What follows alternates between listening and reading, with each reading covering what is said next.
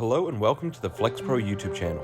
If you're new here, be sure to subscribe. And as always, let us know in the comments what you guys like to see next. So this week we're going to touch on an almost controversial topic. Not so much now, but definitely had some controversy in the past. And that would be, does fat make you fat? Obviously in recent times, we've turned to sugar and carbs as the demon of life. But there was a period of time where fat really was considered borderline demonized. And then all of a sudden we saw fat-free foods but were highly sugared.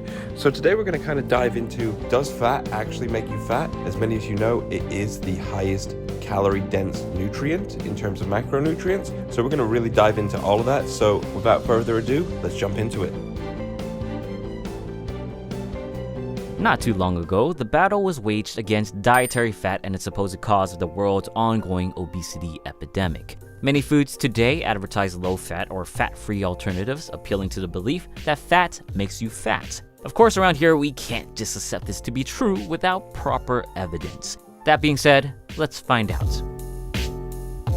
There's no doubt that out of the three primary macronutrients we consume, carbs, fats, and protein, fat is indeed the easiest to be stored as actual fat. The fat we eat are in the form of triglycerides, which is essentially identical to the fat we store in our bodies. It doesn't take too much effort to process dietary fat into our adipose tissue. Carbs and protein, on the other hand, have other priorities. Carbs are first used to produce energy and replete glycogen stores before being stored as fat. Proteins are used for protein synthesis and a slew of other metabolic purposes. It will hardly be used for producing energy, let alone broken down for fat storage. Dietary fat is also the most calorically dense macronutrient, clocking in at 9 calories per gram compared to 4 per gram for either carbs or protein. On the surface, it does seem like eating fat might actually translate to more fat stored in our bodies. However, we have to consider the bigger perspective. Yes, our body prioritizes carbs and protein for other metabolic purposes other than fat storage, but eating these in excess will prevent our body from metabolizing dietary fats for energy. It's not the fat per se that is the issue, but rather excessive caloric consumption above our energy needs. In short, if we eat too many carbs and protein, then we won't use fat for energy, thus it will be stored. But let's take a look at what the research shows. Let's first start with a 2017 meta-analysis, which thoroughly analyzed 32 control feeding studies comparing low-fat and low-carb diets. In their findings, low-fat diets had a slight 16 grams per day fat loss advantage, or about an extra pound of fat loss per month over low-carb, high-fat diets. Now, before you think this proves that eating fat indeed makes you fatter, consider that controlled studies like these are special scenarios. In real-life scenarios, we don't have researchers bringing us meals in a controlled environment to ensure adherence. Low-carb, high-fat diets might actually have an advantage, since restricting carbs means restricting practically all junk food loaded with added sugars, plus a natural increase in protein intake. To get a better feel for more lifelike situations, we can look at a study released early last year, which I've also detailed in another video. In this study, subjects were simply instructed to adhere as closely as possible to either a low-carb or low-fat diet with a focus of weight loss through the course of 12 months. A lot of potential variations can exist, just as it would in real life. In the end, the researchers concluded that, while accounting for genotypical and insulin differences, there were no significant differences in weight change between a healthy low-fat diet versus a healthy low-carb diet, aka both achieved the same weight loss results. With all this in mind now, let's ask again, does eating fat make you fat? In terms of total calorie consumption, then yeah, sure, consuming more fat with excess consumption of any sort can make you fat. Keyword though is excess consumption, aka more calories consumed than you burn. But if you're not overeating, then having a higher proportion of your dietary intake as fat isn't going to make much of a difference to your waistline. The only macronutrient that should be of priority is protein. It's the building block of so many metabolic processes, is very unlikely to be stored away as fat, and as you bros know, the main ingredient to building muscle. Sure, you still don't want excess protein, but protein certainly should not be restricted heavily if you're healthy. Now to close, the biggest take-home message from this video is to stop tripping about eating less fat or even less carbs. What matters most is adherence. Choose a diet that you can stick to and allows you to comfortably avoid eating in excess.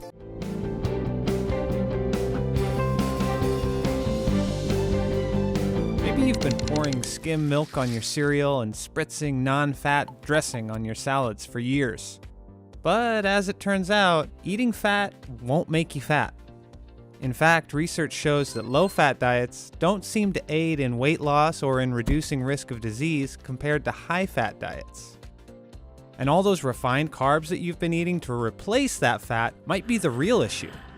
To understand how fat can be healthy, it's helpful to first understand what's going on with carbs in your body.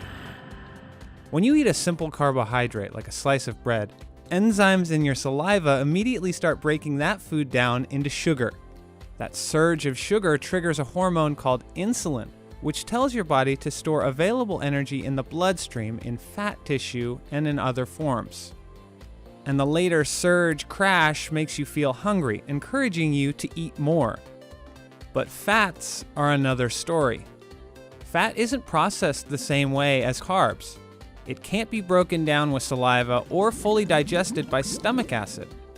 Instead, your small intestines, with the aid of bile secreted by your liver, break it down.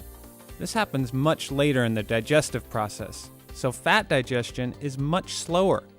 The different fats interact with your hormones in complex ways that, unlike carbs, don't cause a massive spike in insulin.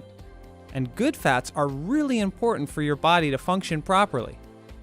Monounsaturated fats can be found in olive oil and avocados. This good fat helps reduce inflammation and levels of LDL, or bad cholesterol, in the blood.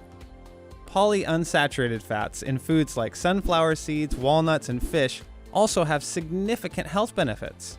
Fish oil, for example, consists of one type of polyunsaturated fat called omega-3 fatty acids, which have been found to decrease blood pressure, increase HDL, or good cholesterol, and may also protect against heart disease.